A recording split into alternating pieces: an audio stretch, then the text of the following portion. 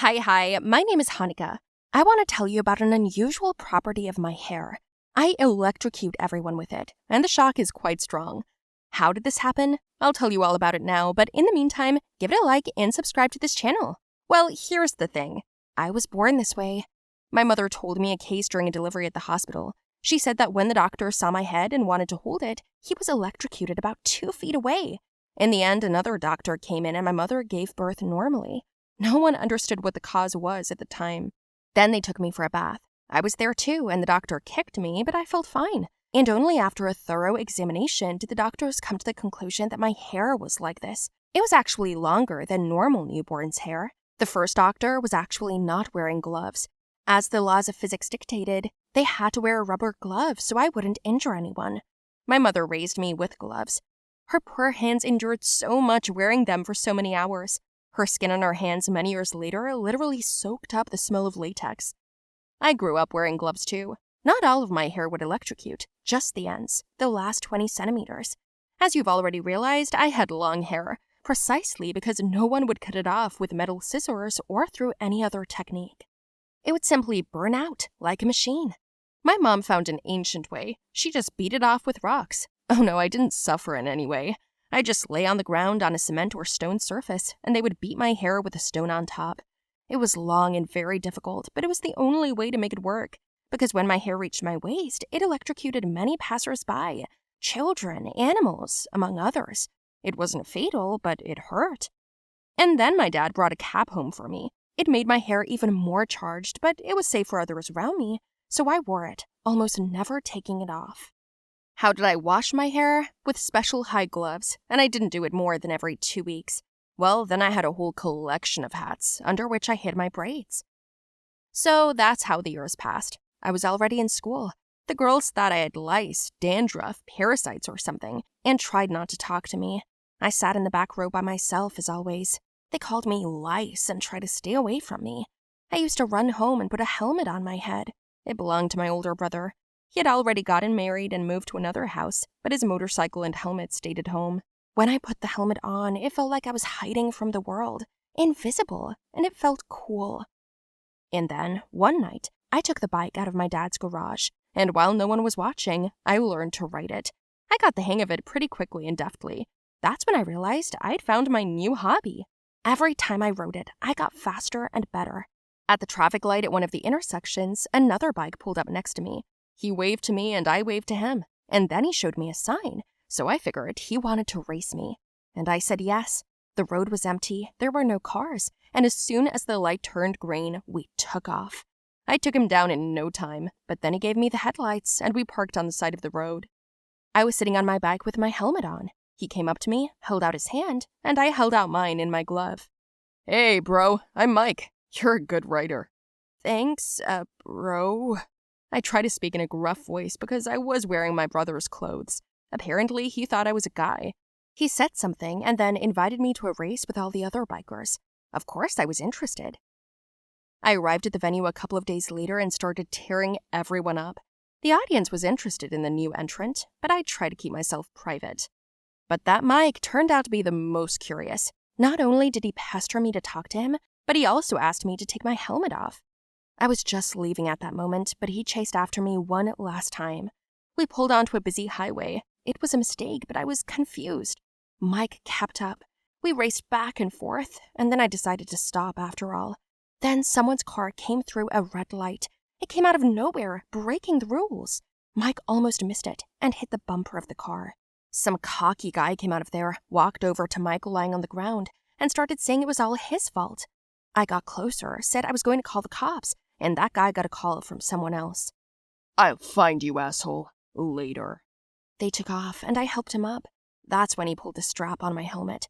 My hair came loose, and Mike froze. "What? Hell, you're a girl." "Yeah, but let's keep it a secret." "Holy shit. Who taught you how to ride like that?" "Myself." "Why are you hiding?" "It's easier for me. I don't want people to know about me." "Okay, and where do you live? I want to see you off. I have a lot of questions." "All right, I'll just put my helmet back on." "Maybe you shouldn't." "Yes, I should." That's how we walked, me with a helmet on my head, dragging our heavy bikes. It's a good thing we didn't have to walk for long. From that moment on, Mike kept up with me. Every race he was with me. We became friends, and I started to feel sympathy for him. Mike kept asking me to take my helmet off, inviting me to cafes, but I refused. Then, after a race one day, when we were walking home, while I was running after him, he tripped and fell, dropping it. The helmet cracked a little, and the strap broke. What did you do? I'm sorry, I didn't do it on purpose. You're just looking for trouble. I got mad at him, and he said, Well, you look better without the helmet. It's not better. It is. He took me by the hand and pulled me to him, while I managed to gather my hair into a puff and keep my hand on my head. I wanted this moment to continue, but then the freak with a damaged bumper pulled up behind us. Well, fate itself has brought us together again. Come on, asshole, give me the money to fix it. I don't owe you anything. You ran a red light. You owe me money. You better pay, or you'll regret it. 3 guys then got out of his car. They were probably his friends and had brass and knuckles and stuff. I was so scared, and Mike covered me up and said, Get out of here. I couldn't leave him there. I stepped aside a little bit, and that jerk punched Mike in the face. They got into a big fight. The 4 of them attacked him, and I yelled, and then 2 of them grabbed Mike and put him on his knees, and the other 2 came at me. At that time, I managed to put a slap on my head and rub it properly. Look at her. What do you think, you're going to get vaporized? You were told to get out early and you didn't listen. We said Mike should give us the money in good faith, but it's too late now. 2 strangers came closer, grabbing me from both sides. Mike yelled that he was going to give it all back, but they wouldn't listen. Then that jerk came over and started taking my helmet off. My hair formed an almost huge electric balloon at that point. I just touched his arm, and he flew 7 meters away and fell unconscious.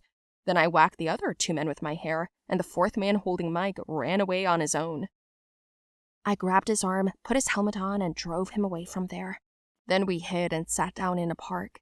Mike looked at me and was silent. Then I told him about my hair and why I'd started riding at night, why I had no friends, and why I always wore a helmet or a hat. You're amazing. What? Are you serious?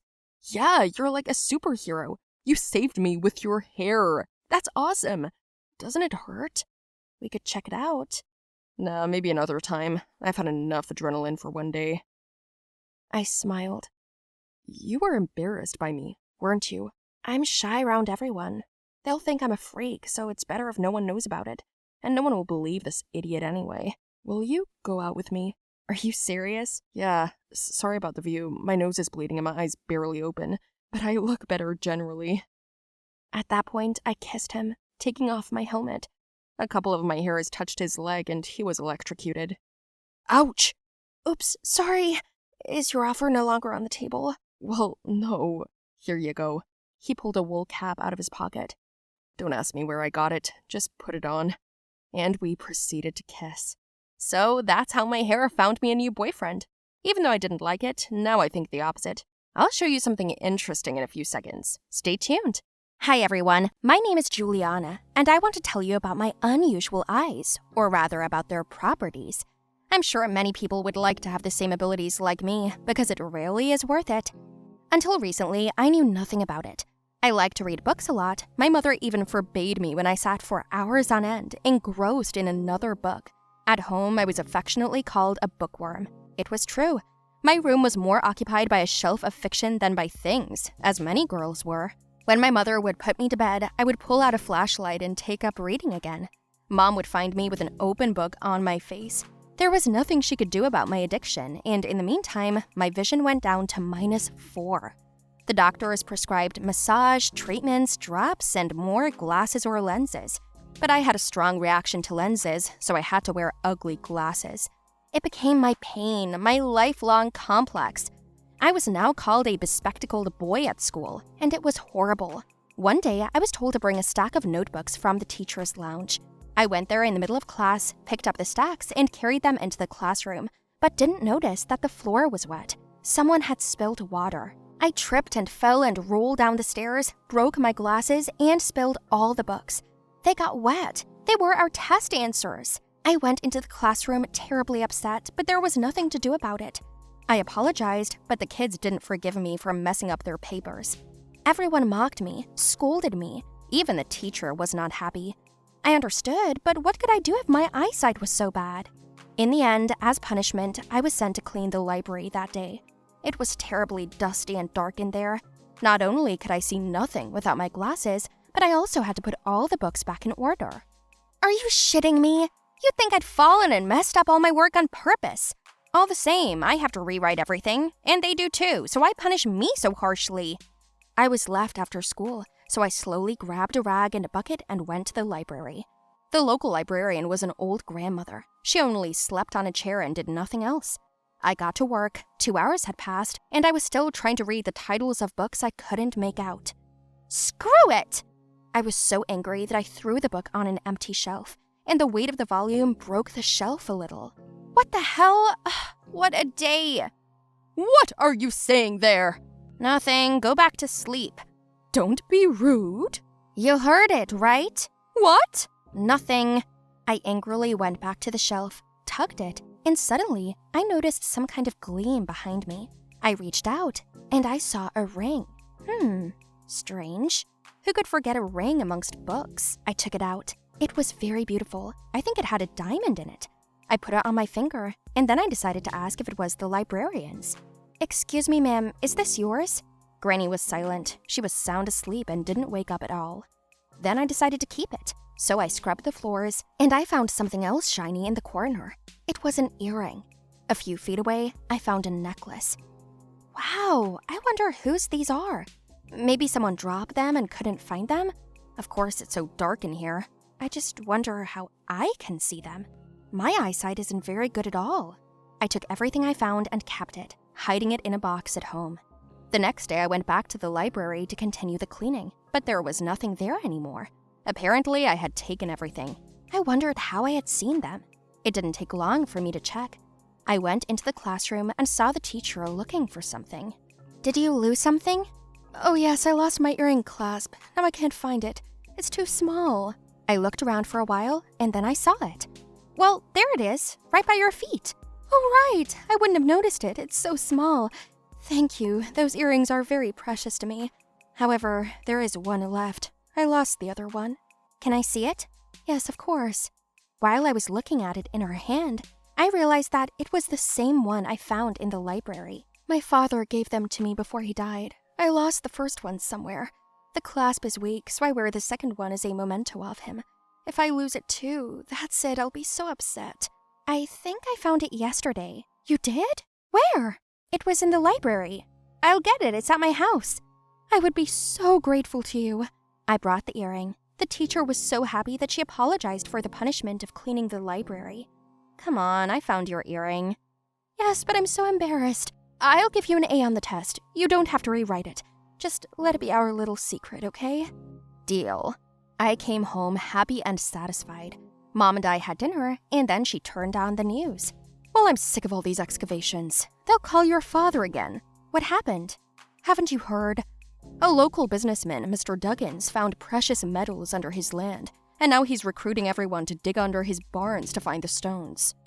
But Daddy's retired. Who cares? Besides, whoever finds the deposits, he promises 5% of the proceeds and a paycheck. And Dad said yes? He will. I know him. I mean, he's got experience in digging. He's worked for this Duggins guy his whole life. I'm sure he'll do it. I see. I formed a plan in my head. What if I could help my father? He wouldn't agree to take me with him since it's kind of too dangerous, but what if I really could find something valuable? Dad got to work the very next day. I couldn't find my place, but I waited. So day 1 went by, day 3, day 7. Mr. Duggins was getting angry. He wasn't kidding, saying that if they didn't get it done in a month, no one would get paid or get a fee. My father argued that despite the results, the workers were doing their work and at least their wages should be paid, but the businessman had nothing to say about it. And when there were just a couple of days before the end of the work, my father came home in a rage. Not only that, there had been a little collapse due to a misfire. Everyone was alive and unharmed, but now it was hard for an adult to fit and get in without clearing. And time is money. So yes, I went there in the middle of the night. It wasn't easy for me, but I got in there with a flashlight and a helmet on my head. And guess what? It took me 10 minutes to see they were digging in the wrong direction. The precious metal itself was shining in my eyes. That's when I realized that the only thing more precious than that metal were my extraordinary eyes. By morning, I'd pulled out a whole pile and brought it home on a cart. I woke my father and mother up. Of course, they were stunned. What? How? Why did you go up there? Alone, without a safety net? It's blocked. What if something had happened to you? What if you... But nothing happened. He owes you 5% of what he found. There's more, and I'll show you, Dad. Only, I need to help now. But how could you? How did you find it? If I tell you that I have a special gift with my eyes, would you believe me? What does that mean? It's a long explanation. I'll just say in some ways I was luckier than in reading books. Don't ask too many questions. I'm going to sleep. I'm so tired. And you go to him and show him what you found. I hope this won't cause too many problems for us. Well, if money is a problem for you, then it will. I don't understand. We'll talk later. I'm going to Duggan's. I'll remind you of the deal. Dad did, but we agreed that Dad would say he found it himself. Duggins was thrilled. He didn't even ask how Dad got in there. Dad said he would look for more, and the two of us went down the shaft, finding even more than the first time. When Dad finished, the fortune found was estimated at several million. That way we got our good fee and a paycheck. Plus, Duggins gave Dad a huge bonus. So that's how I discovered my hidden talent. What happened next? Well, my father became famous as the best excavator and orders started coming in. So I suggested that my father just manage since he was already retired. My dad started a company and I helped him, and our business blossomed. My work fed us. Even though I remained a sightless girl in normal life, I noticed the main thing, the jewels, and I was fine with that. I didn't even agree to surgery or even drops. I didn't want to hurt myself, so I left my eyes as they were. It's been 4 years since then, and now we have everything in my family that we could have only dreamed of before. Isn't that cool?